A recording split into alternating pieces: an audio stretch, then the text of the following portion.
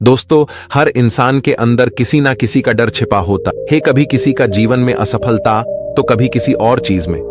परंतु क्या आप जानते हैं कि डर हमेशा डराने के लिए नहीं होता। कभी कभी ये हमें आगे बढ़ाने की भी प्रेरणा देता है। बस हमें जरूरत है उसे पूरी तरह महसूस करने की। एक बार एक साधु से एक सम्राट बहुत प्रभावित हो गया। जापान की घटना है। जब भी सम्राट अपने घोड़े को लेकर अपने राज्य का चक्कर लगाने के लिए निकलता तो उस साधु को रोज देखता। वो साधु एक वृक्ष के नीचे बैठा रहता, अपनी मस्ती में मस्त, कभी बांसुरी बजाता, कभी नाचता, कभी कोई गीत गुनगुनाता और कभी चुपचाप बैठा रहता, आकाश के तारों को देखता रहता। सम्राट जब भी उसके पास से अपने घोड़े पर सवार होकर निकलता तो वहां पर वो एक बार जरूर रुक जाता। उस साधु को देखे बिना उससे ना रहा जाता था। छुपकर वो उस साधु की मस्ती को देखता और फिर वहां से चला जाता। धीरे धीरे इतना रस आने लगा उसे उस साधु में कि समय कब बीत जाता था उसे पता ही नहीं चलता था।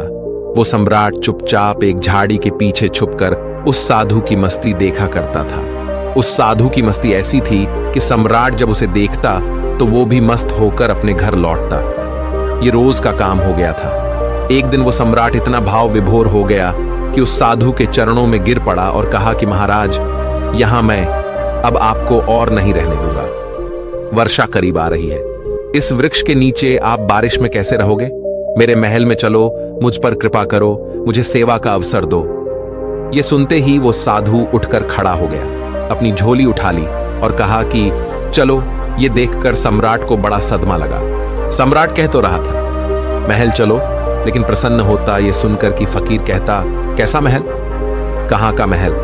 हम जहां हैं वही मस्त है। हम महल वगैरह में नहीं रह सकते। हमने तो कपड़ों का त्याग किया है। सम्राट के मन में तो ये सब सुनने की इच्छा थी।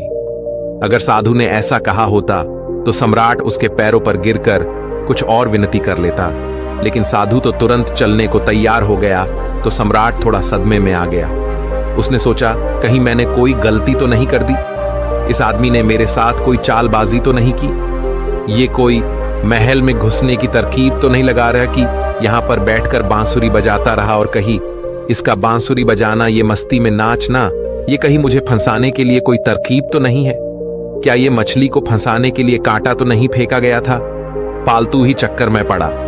सम्राट ने सोचा कि अब तो कुछ कह भी नहीं सकता। इसने एक मौका भी तो नहीं दिया। इसने ये भी तो नहीं कहा, एक बार भी की नहीं, मैं बहुत मजे में हूं। क्या बारिश, क्या सर्दी, हमारे लिए सब एक है। सम्राट ने सोचा कि क्या साधु है ये आराम की बात आते ही तुरंत हां बोल दे। सम्राट के मन का सारा भाव ही खत्म हो गया। सम्राट ये सब सोच ही रहा था कि वो साधु तब तक सम्राट के घोड़े पर चढ़कर बैठ गया। सम्राट को जिंदगी में पहली बार पैदल चलना पड़ा, जबकि वो साधु बड़े मजे से घोड़े पर बैठकर जा रहा था। सम्राट के दिल को बड़ी चोट। सम्राट ने सोचा, ये तो मैंने बड़े जल्दबाजी महल में पड़ा, बहुत बड़ी गलती हो गई। इतने लोग तो पड़े हैं, सम्राट पड़ा रहेगा तो क्या फर्क होगा? पलट भी नहीं सकता था। लेकिन सम्राट के मन में उस साधु के लिए सम्मान खत्म हो चुका था। साधु तो महल में जाकर रहने लगा, पर सम्राट को दिन प्रतिदिन कष्ट बढ़ने लगा, क्योंकि साधु ऐसी मस्ती में रहता था। जब यही साधु उस वृक्ष के नीचे मस्त रहता था तो सम्राट के मन में उसके लिए आदर पैदा हो गया था। ये कैसा गजब का त्यागी है। साधु तो वृक्ष के नीचे भी बांसुरी बजाता था और महल में आकर भी वो बांसुरी ही बजाता था, लेकिन अब वो मखमल के गद्दों पर बैठकर बांसुरी बजाता था। ये सब देखकर सम्राट की छाती पर सांप लौट जाता था कि कहां का आदमी मैं उठा लाया, ये कोई साधु ही है। सम्राट से भी ज्यादा शान से वो रहता था। सम्राट को तो कुछ चिंता फिक्र भी थी। आखिर अपना साम्राज्य, अपना महल, अपनी दंग दौलत, सैकड़ों चिंताएं थी। लेकिन उस साधु को तो कोई चिंता नहीं थी। वो तो बांसुरी बजाए नाचे, मस्त भोजन करे। 6 महीने किसी तरह सम्राट ने बर्दाश्त किया, लेकिन बात बढ़ती गई। सम्राट के लिए सहना मुश्किल हो गया था। एक दिन सम्राट ने कहा, महाराज, एक निवेदन करना है। अब मुझ में और आप में क्या फर्क है? साधु ने कहा, फर्क जानना चाहते हो? सम्राट ने कहा, हाँ महाराज। साधु ने कहा कि तुम 6 महीने क्यों फालतू परेशान रहे? ये बात तुम्हें उसी वक्त पूछ लेनी चाहिए थी जब मैं घोड़े पर बैठा था, क्योंकि मैंने तो देख ही लिया था कि ये बात तुम्हारे मन में उसी वक्त उठ गई थी जब मैं झोला उठाकर राजी हुआ। चलने को उसी वक्त तुम्हारा चेहरा मैंने देख लिया था। ये प्रश्न तो उसी समय तुम्हारे भीतर था। अरे बुद्धू, तुमने 6 महीने तक अपनी छाती क्यों जलाई? वही पूछ लिया होता मैं झूला डालकर फिर वही बैठ जाता। इस बात का संकोच कर रहे थे तुम, लेकिन मैं प्रतीक्षा कर रहा था कि देखूं कब तक तुम पूछते हो, तो कल सुबह फर्क बता ही देता हूं तुम्हें। लेकिन हां, गांव के बाहर बताऊंगा। सुबह सम्राट जल्दी उठा, उत्सुकता जानने को कि क्या फर्क है।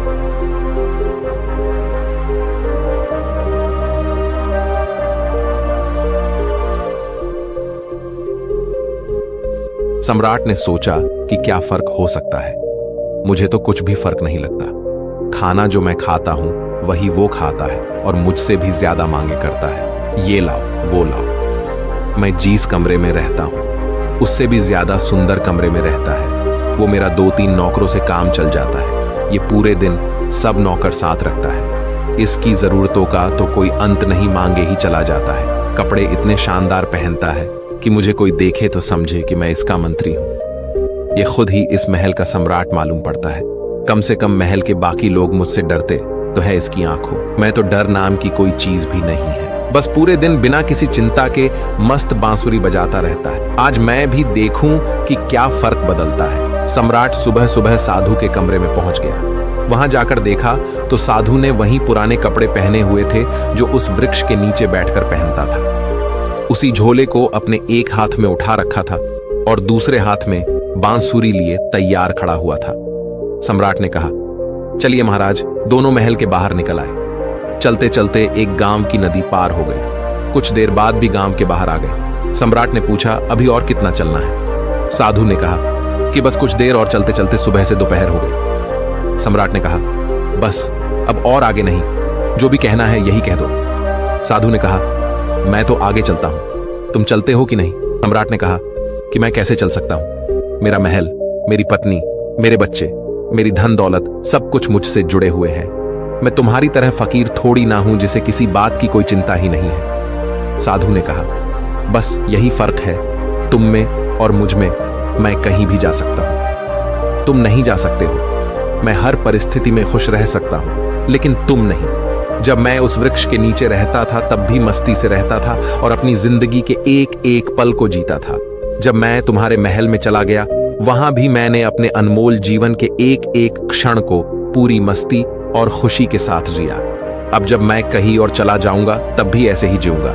हम जहां भी रहते हैं पूरे तरीके से वही रहते हैं। हम ना तो अपने बीते हुए कल के बारे में सोचकर पश्चाताप करते हैं और ना ही भविष्य की चिंता करके अपने वर्तमान को खराब करते हैं। हम तो बस आज में जीते हैं, क्योंकि हम समझ चुके हैं कि जीवन तो आज मैं है, अभी इसी पल को जीने में है।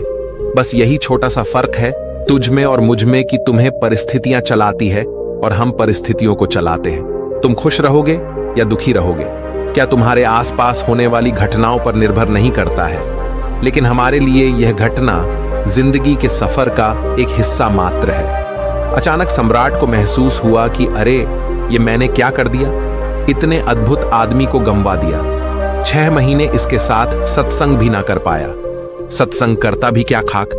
मेरे मन में तो यही चल रहा था कि ये तो एकदम साधारण आदमी निकला, खोटा सिक्का निकला जिसके ऊपर सोने की पॉलिश को दी हुई थी, लेकिन अंदर से मिट्टी निकला। तुरंत ही सम्राट साधु के पैरों पर गिर पड़ा और बोला, नहीं महाराज, आगे नहीं जाने दूंगा। साधु ने कहा, देख मुझे कोई परेशानी नहीं है, ये रहा तेरा घोड़ा, मैं फिर इसी पर महल में वापस चला जाऊंगा, लेकिन फिर तुझे परेशानी होगी। ऐसा सुनते ही सम्राट के मन में वही विचार आया कि अरे, ये साधु तो फिर से आसानी से मान गया। साधु ने सम्राट के चेहरे की तरफ बड़े ध्यान से देखा और फिर बोला, लेकिन नहीं, मैं नहीं आऊंगा, क्योंकि तू फिर नहीं सुधरेगा। फिर तुझे परेशानी होगी और तू फिर से चिंता में बढ़ जाएगा। हमारा क्या, हम तो सन्यासी हैं। हमारे लिए तो महल और जंगल सब एक जैसे हैं। हमें कोई समस्या नहीं है, क्योंकि जिसे समस्या है वह सन्यासी नहीं है। मेरी बांसुरी जैसे महल में बजती थी वैसे ही जंगल में भी बजेगी और बजती ही रहेगी। ये कहकर वो साधु वहां से चल देता है और सम्राट वहीं खड़ा खड़ा उस साधु को जाता हुआ देखता रहता है। दोस्तों, अगर हम अपने जीवन को भी देखें तो हमें हमारी परिस्थितियां चला रही हैं। असलियत में एक इंसान अपनी परिस्थितियों का गुलाम होता है। अगर परिस्थितियां अच्छी चल रही है तो वो बहुत खुश रहेगा, लेकिन जैसे ही समय पलटता है आदमी दुखी होता चला जाता है। लेकिन क्या कभी आपने विचार किया कि जीवन सिर्फ परिस्थितियों पर ही निर्भर रहता है? क्या आदमी अपनी परिस्थितियों से ऊपर उठकर एक नए जीवन को देख सकता है, अपने स्वरूप को पहचान सकता है? जरा इस बारे में जरूर सोचना। और आखिर में आप पाओगे कि तुम भी अपनी परिस्थितियों से बाहर निकलकर एक नए स्वरूप को, एक नए जीवन को देखना तो चाहते हो, लेकिन तुम्हारी परिस्थितियां तुम्हें बार बार पीछे खींच लेती है।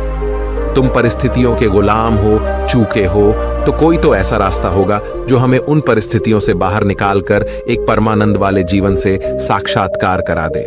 ऐसा कौन सा तरीका है? खुद से चिंतन करना, सोचना। चिंतन करने से ही आपको रास्ता मिलता है। तो दोस्तों, कैसी लगी ये कहानी आपको कमेंट सेक्शन में जरूर बताना, और अच्छी लगी हो तो इस चैनल को सब्सक्राइब जरूर कर लेना। तो मिलते हैं अगली किसी कहानी में, तब तक के लिए अपना ख्याल रखिए।